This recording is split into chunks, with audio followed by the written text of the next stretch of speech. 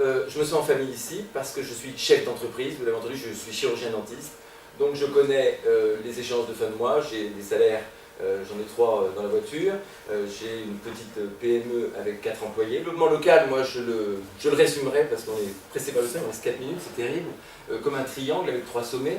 Le premier sommet qui serait l'intelligence économique, le deuxième sommet qui serait le foncier d'entreprise et le troisième sommet qui serait, excusez-moi, les filières. L'intelligence économique, là le rôle du député va vraiment être important parce qu'il y a une diversité d'acteurs, que ce soit le conseil général, les communautés de communes, que ce soit la région, que ce soit les collectivités toutes seules, et c'est très difficile pour les clubs d'entreprise notamment de s'y retrouver. À ce titre, au niveau intelligence économique, il faut relier tout ça, à mon sens, et il faut le relier pour mettre tous les acteurs autour d'une table, et l'agence de développement local, c'est un engagement de ma part, si demain je suis député, je serai le porteur de ce projet, je le soutiendrai de tout mon cœur, avec toutes mes forces, auprès des élus.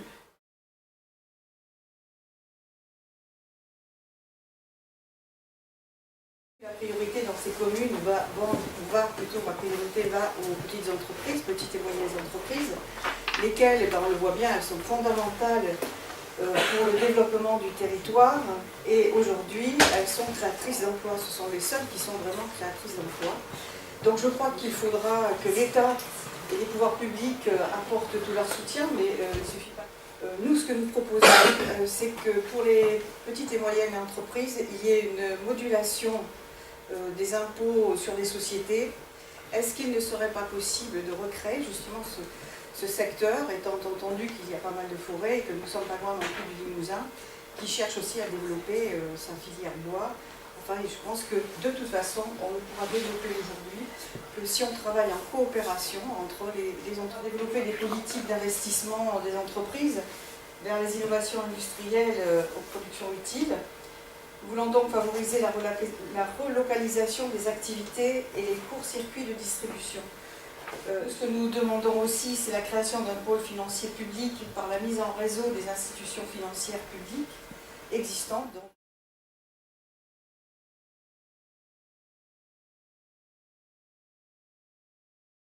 Économique est mon sujet de campagne et depuis maintenant près de 6 mois. Un aménagement du territoire avec le centre pénitentiaire et sans ambiguïté pour l'arrondissement Saint-Jean, sans aucune ambiguïté, contrairement. Deuxièmement, sur un projet très important localement, je suis partisan donc de l'électrification de la voie ferroviaire Niort-Saint-Jean-d'Angély-Saint-Royan.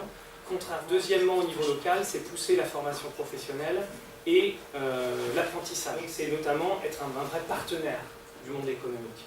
Je pense que le député moderne est un vrai partenaire du monde économique. Vous êtes ici en réseau.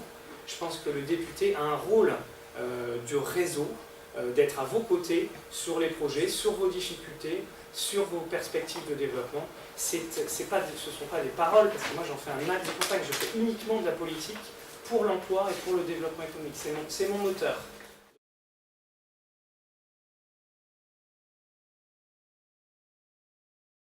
Moi, ce que j'aimerais, c'est favoriser la production française, consommer français, mais ça demande aussi un changement dans la mentalité. Ce que j'aimerais aussi, c'est au niveau des jeunes, ne pas les oublier, refavoriser l'apprentissage.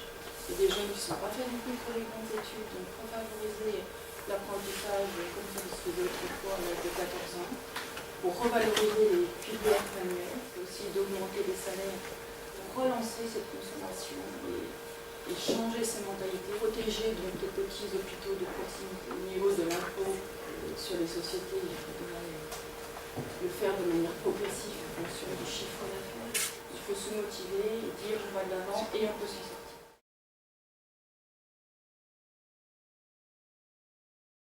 Je suis le suppléant d'un ministère qui représente Debout la République, dont notre président national, Dupont-Aignan. Moi, je serai là pour le défendre.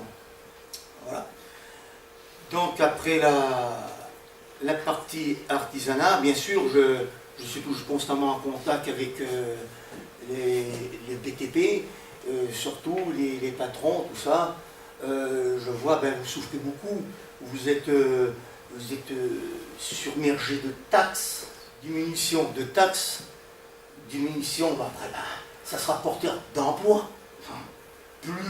l'artisanat est sanctionné, c'est toujours à ras les pâquerettes que je vois bien. Moi j'ai 5 salariés, ben, j'en prendrais bien 7-8, mais quand je reçois ma feuille, comme vous recevez votre feuille, l'URSSAF, etc., ben, on est pris à la gorge, on ne peut pas faire plus d'embaucher, mais on ne peut pas. Des fois, on est bouffé par les taxes.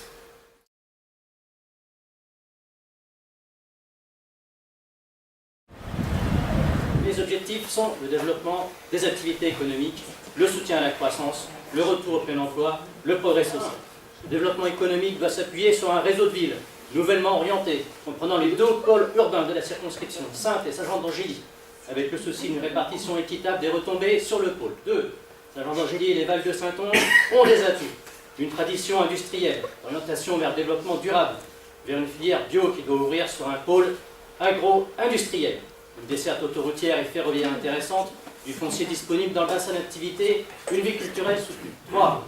Les projets d'établissement pénitentiaire à Fontenay, l'incinérateur à Paillé sont porteurs d'emploi, alors que les élus locaux affrontent des situations difficiles sur le plan du chômage. Les investissements dans les services et dans l'industrie sur Fontenay, Paillé, Saint-Jean-d'Angély permettraient un développement d'activités créatrices d'emplois dans des secteurs valorisants pour les territoires. Le développement économique local véritable passe par une industrialisation et un développement des services pour former un technopôle Saintonge-Rochefortais. Demain, si l'une de nos entreprises est dans le besoin de soutien, d'accompagnement, est-ce que vous serez là pour nous accompagner? Vous avez bien compris que la priorité, c'est la création de l'activité et son développement.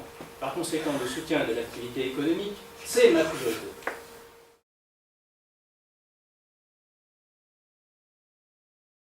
Vous avez face à vous une petite brochette de décideurs des Vals de Saintonge. Vous avez le chronomètre ici présent. C'est les banques d'investissement de proximité. Moi, j'ai les entreprises qui sont venues me voir, il y en a eu d'ailleurs de Saint-Jean-d'Angély, qui ont rencontré beaucoup de difficultés. Si j'ai la chance d'être élue, ça sera d'essayer de faire passer une loi de façon que les experts comptables, avec qui j'ai d'ailleurs beaucoup travaillé, puissent, qu'il y ait une possibilité d'alerte. C'est-à-dire que les experts comptables alertent le tribunal lorsqu'il y a une entreprise qui commence à connaître une difficulté, de façon à l'aider avant que ça soit catastrophique. Ici, dont vous avez certainement entendu parler, sur lequel on est énormément attaqué, je trouve que c'est d'une indignité, mais j'ai l'air décontracté, mais à l'intérieur je bouge, c'est par rapport au centre pénitentiaire. On s'est battu sur ce territoire, tous les élus, le barreau de Saintes, le syndicat des surveillants, pour avoir en Saintonge ce centre pénitentiaire. C'est extrêmement important, non seulement pour l'emploi ici, dans ce secteur qui connaît des difficultés, mais figurez-vous que si on n'avait pas ce centre pénitentiaire, ça fragilise le tribunal de grande instance, puisque une maison d'arrêt, un centre pénitentiaire doit être à côté d'un tribunal. Si ce centre pénitentiaire partait, et il ne partira pas, je vous rassure, c'est important pour notre territoire, c'est l'électrification de la ligne Niort-Saintes.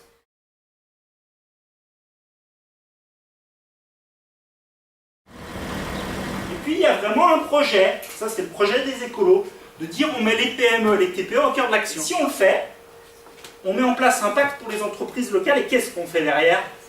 On crée des emplois. Alors ici vous avez la déclinaison nationale, gisement d'emploi, service à la personne, les logements. Moi, je suis ravi que Cécile Duflot d'ailleurs y soit, vous verrez pourquoi. Les économies d'énergie, les énergies renouvelables. Et puis des secteurs où il faut bien se dire, la transition écologique, il faudra la faire. Des secteurs qui progressivement vont diminuer. Si on le décline au niveau local, on les a vus tous ces gisements. Éco-industrie, logement, tourisme vert, recyclage, énergie renouvelable, 3 petits points, je mets plein. Alimentation de haute qualité. Celui-là, il me plaît particulièrement. Les recettes, vous les prenez où? Vous les prenez là.